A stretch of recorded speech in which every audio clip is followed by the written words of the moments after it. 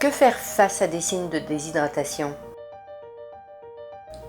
Si vous constatez les signes d'une déshydratation grave, il s'agit d'une urgence.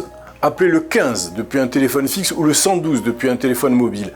Le SAMU vous demandera un certain nombre de renseignements.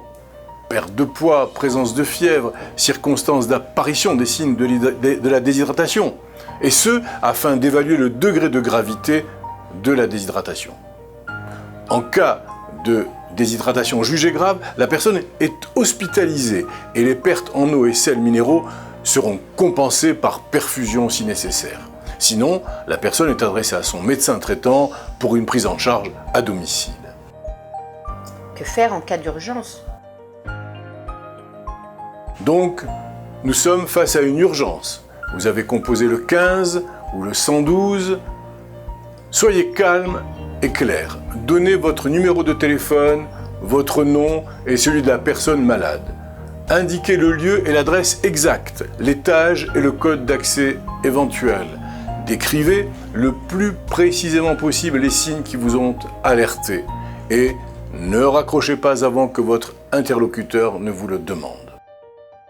Que faire lorsque la déshydratation semble être moins grave?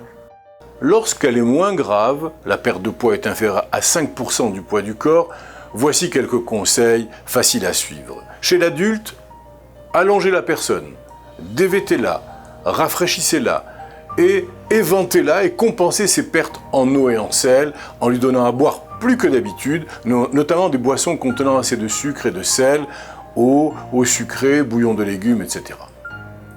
Chez l'enfant et le nourrisson, compensez ces pertes en eau et en sels minéraux avec des solutions de réhydratation orale. Ces boissons sucrées salées sont facilement acceptées par les nourrissons. En l'absence d'amélioration rapide, consultez le médecin traitant. Il donnera des conseils diététiques et traitera la cause de la déshydratation. Suivez l'évolution de la déshydratation, car l'état peut s'aggraver rapidement. Une recommandation s'il en était, une seule, boire même si on n'a pas soif.